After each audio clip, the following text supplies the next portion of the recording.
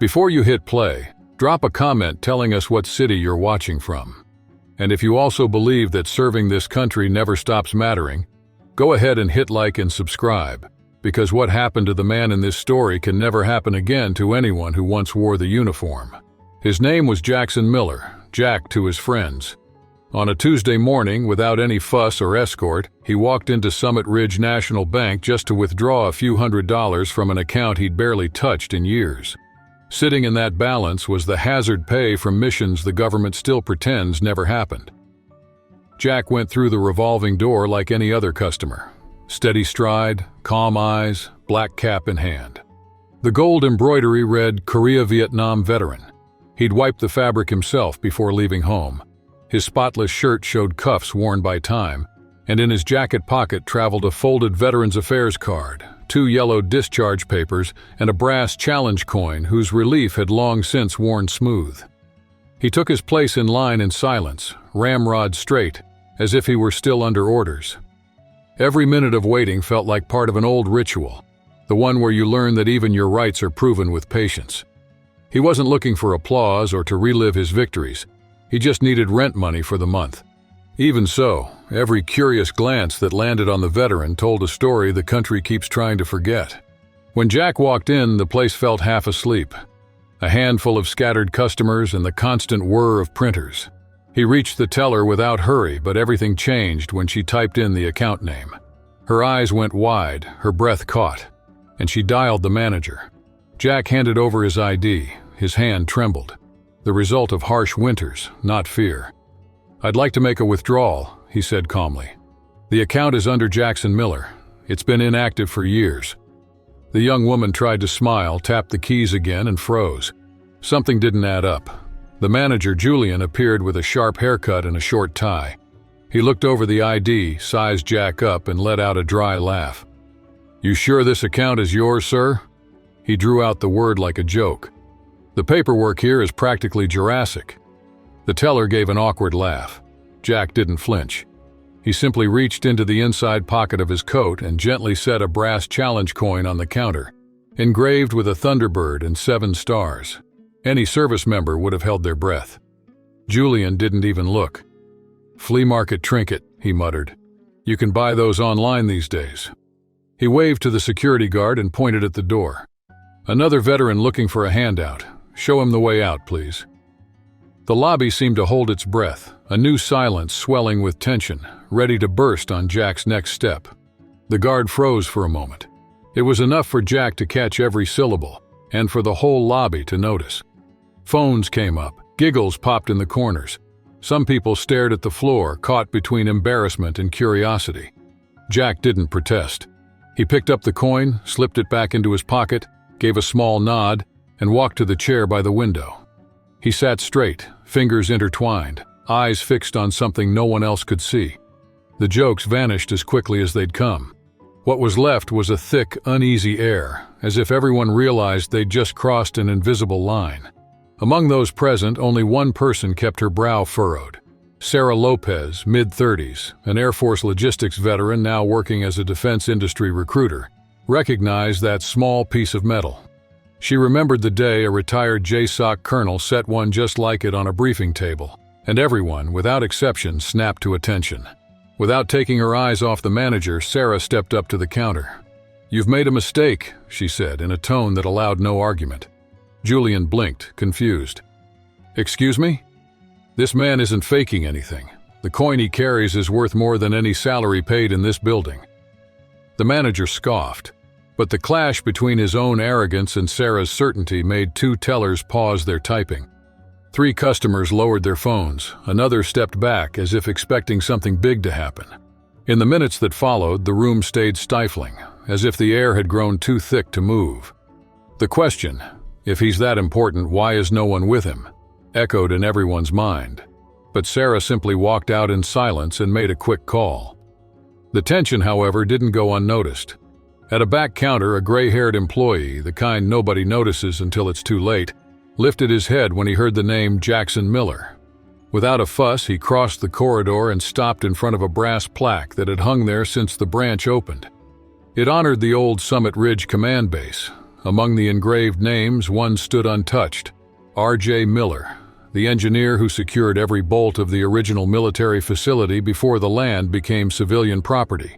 The very same man now being accused of faking his past inside the bank that exists because of his work. The veteran didn't hesitate. He grabbed the internal phone, dialed a number only a few people know by heart, and breathed 6 words. "Bishop Coyne, Summit Ridge, he's here." He hung up and went back to his post like nothing had happened. In the lobby, Jack stayed motionless, almost a statue on the marble. He didn't check his phone or raise his voice, but every averted glance passed the rumor from table to table. Something big was coming, and nobody wanted to be the first to move. Across the avenue, the flag snapped in sudden gusts. He stood still, looking for neither applause nor revenge. His story has always been about waiting. Waiting when they call him a fraud. Waiting while the clock runs. Waiting until the world is forced to notice what it tried to ignore. In just over half an hour, the laughter still echoing off the walls of Summit Ridge National Bank would be ripped away like a worn-out seal, leaving a needle-sharp silence. In the minutes that followed, the room stayed stifling, as if the air had grown too thick to move. The question, if he's that important, why is no one with him, echoed in everyone's mind. But Sarah simply walked out in silence and made a quick call. The tension, however, didn't go unnoticed. At a back counter, a gray-haired employee, the kind nobody notices until it's too late, lifted his head when he heard the name Jackson Miller. Without a fuss, he crossed the corridor and stopped in front of a brass plaque that had hung there since the branch opened. It honored the old Summit Ridge command base. Among the engraved names, one stood untouched: R.J. Miller, the engineer who secured every bolt of the original military facility before the land became civilian property. The very same man now being accused of faking his past inside the bank that exists because of his work. The veteran didn't hesitate. He grabbed the internal phone, dialed a number only a few people know by heart, and breathed 6 words. "Bishop Coyne, Summit Ridge, he's here." He hung up and went back to his post like nothing had happened. In the lobby, Jack stayed motionless, almost a statue on the marble. He didn't check his phone or raise his voice, but every averted glance passed the rumor from table to table. Something big was coming, and nobody wanted to be the first to move. Across the avenue, the flag snapped in sudden gusts. He stood still, looking for neither applause nor revenge. His story has always been about waiting. Waiting when they call him a fraud. Waiting while the clock runs. Waiting until the world is forced to notice what it tried to ignore.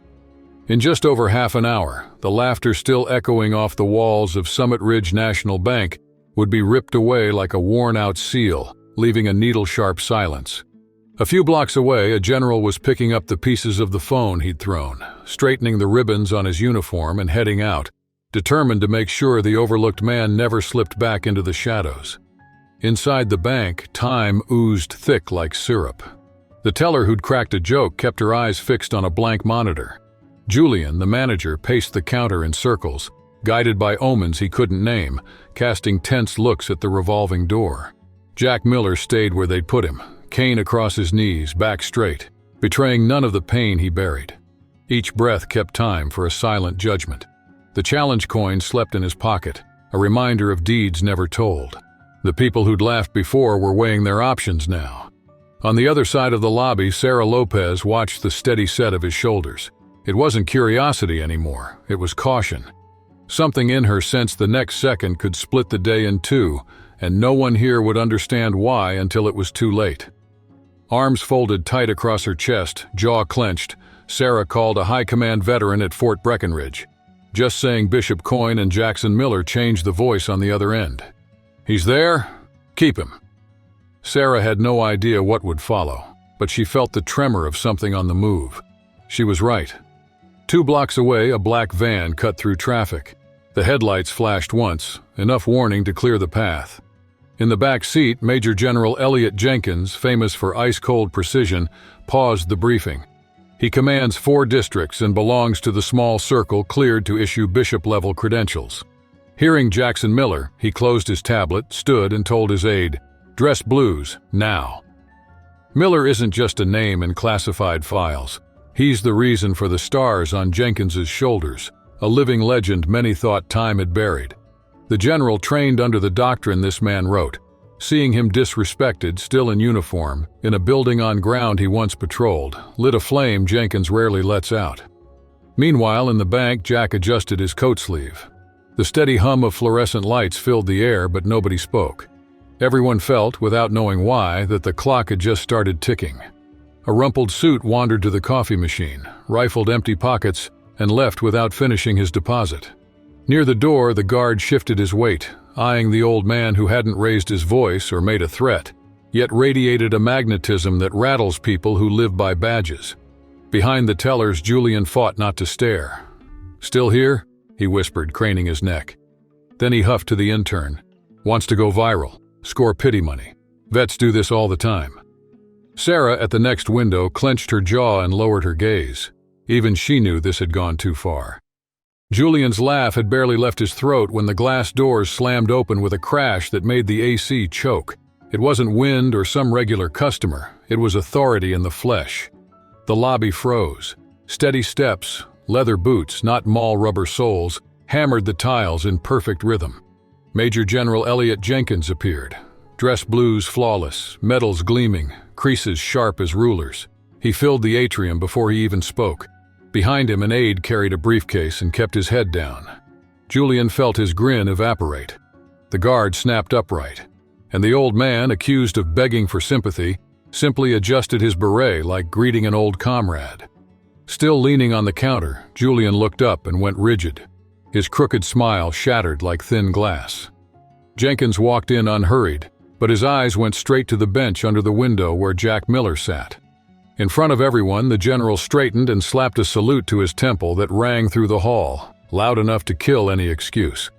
Jack, surprised for only a second, rose with the solemnity of someone who hadn't been saluted in years but never forgot the gesture. Then Jenkins turned slowly, sweeping every face as if he held an invisible blade. When he finally spoke, his voice was low and precise, sharp enough to cut glass.